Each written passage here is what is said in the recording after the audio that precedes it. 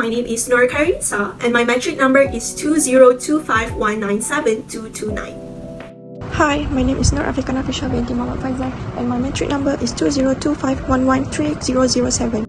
Hi, my name is Nur Hafiza. My ID number is 2025184941. Hi, my name is Nurin Fahana binti Ahmad Faisal and my ID number is 2025181357.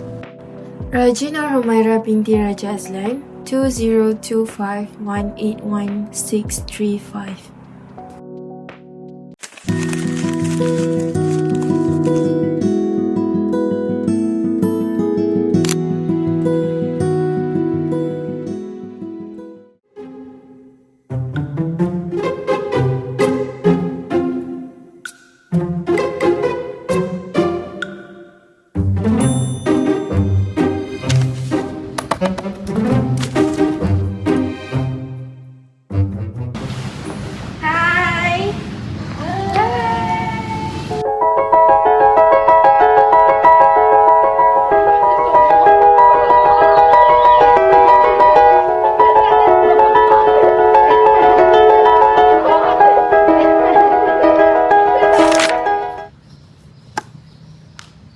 Teacher, I have finished my homework. Teacher, I can't finish my homework because I only have paper. I don't have pen.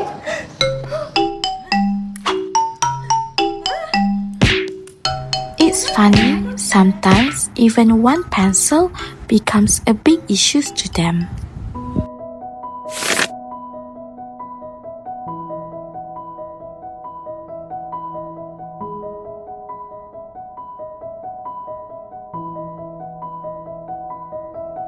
Teacher, I draw our school. Teacher, I draw you.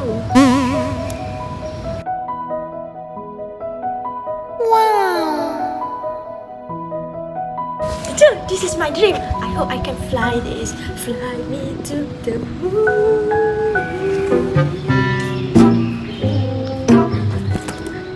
Wow, good job everyone.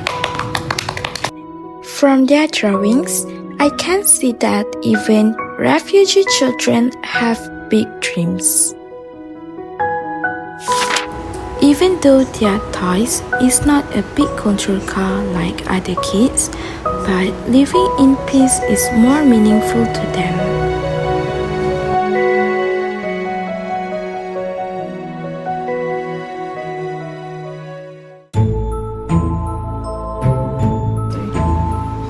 What is this? To Heidy Quah?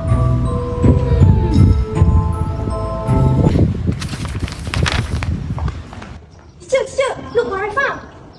Nice things. Right upstairs. Your school will close next month.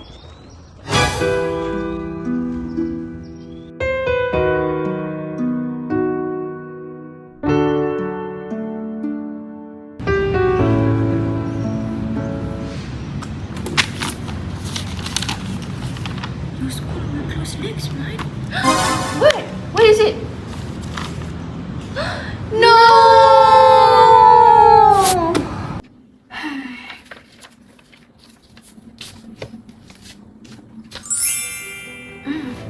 Because of funding problems, this is how she started. A laptop, one proposal truck, one box of supplies, and one dream to give refugee children a chance.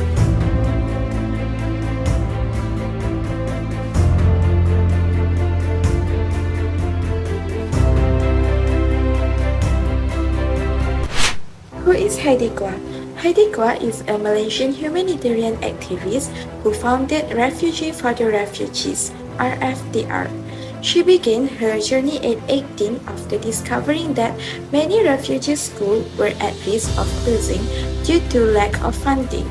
She has dedicated her youth to protecting refugee children, improving their education access, and raising public awareness.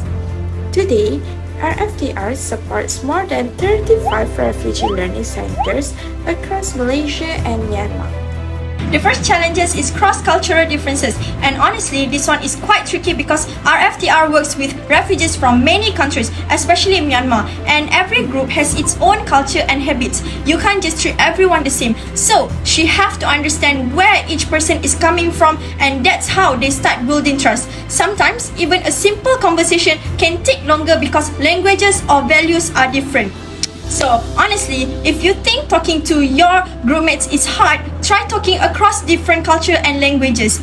That is what Heidy faced in her daily life. The next challenges is limited organizational resources. When the organization first started, the money they had was just enough to keep basic operation running, such as pay rent, buy school supplies, and support the children. There was no extra budget to expand or take in more children, even though many needed help. So that is why having limited funds makes every decision stressful.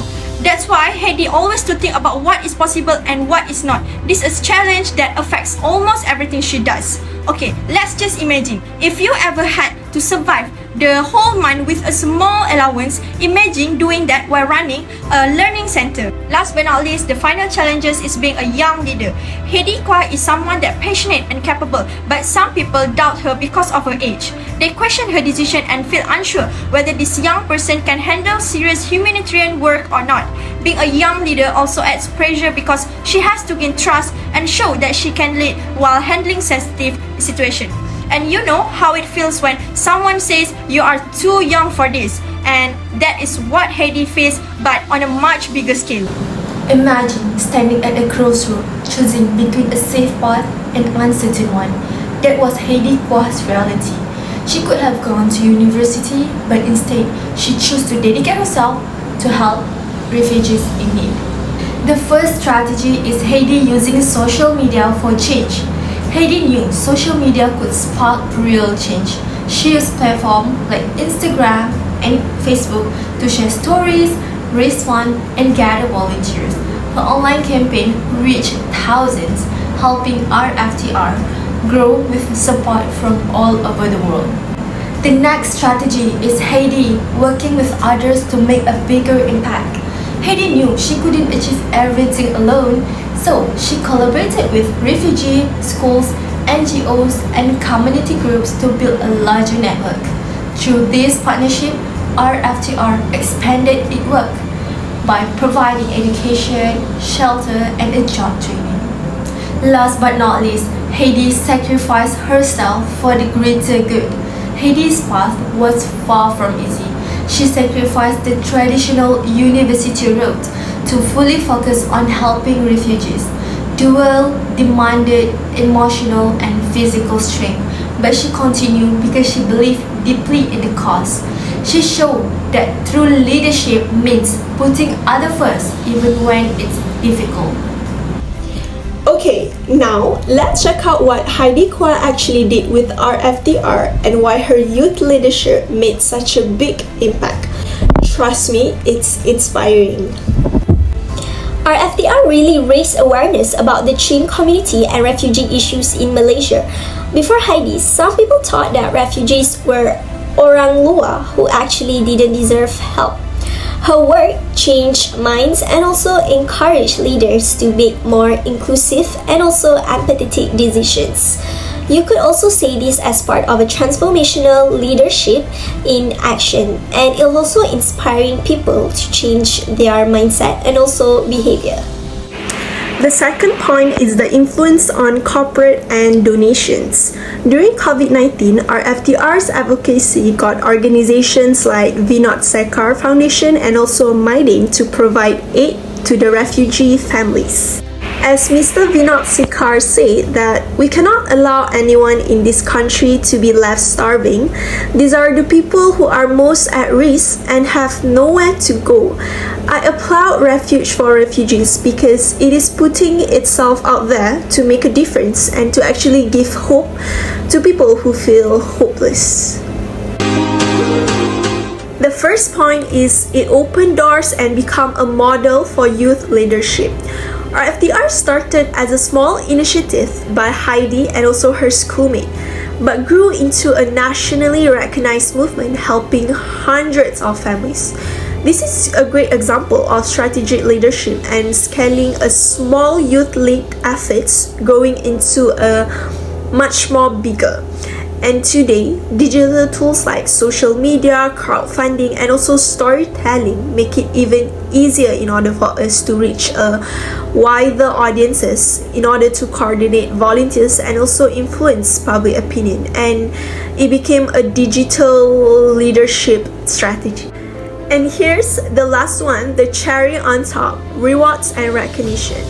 Heidy and RFDR have received awards, media coverage, and also international recognition. Recognition builds credibility, attracting more volunteers, donations, and also collaboration opportunities. It also opens doors for a global partnership and lets other youth movement uses RFDR as a model to scale local efforts into an international impact. This is a proof that passion, credibility, will turn into a big social change. Next, shall we move to the last part, which I would like to share 3 recommendations and proposed solutions that can further strengthen the RFDR. The first recommendation is to expand the youth volunteer engagement. RFDR can start by launching the Youth Focus campaign in school, university, and community center so that students become aware of organization and feel encouraged to join. Next, RFDR can also form an official student volunteer groups. By forming these groups, they can help with important tasks like teaching refugee children, organizing fundraising activities, and distributing food. Next, our second recommendation is to maximize the use of digital storytelling and advocacy through collaboration with influencers who are also passionate about social issues, such as Ain Husniza or Dahlia Rizal. RFDR can produce impactful content such as podcasts, short documentaries, or quizzes that highlight the real struggles of refugee families. By forming this, RFDR can reach a larger audience and create stronger emotional connection with the public. Next, our last recommendation is to establish more sustainable and long-term fundraising activities. Instead of relying only one-time donation, RFDR can introduce monthly donor programs such as sponsor a school or sponsor a family that can cover educational and basic needed costs. Additionally, RFDR can also organize youth-led initiatives like charity runs, fundraising bazaar, or online live stream donation event. This activity also can build community involvement and raise awareness.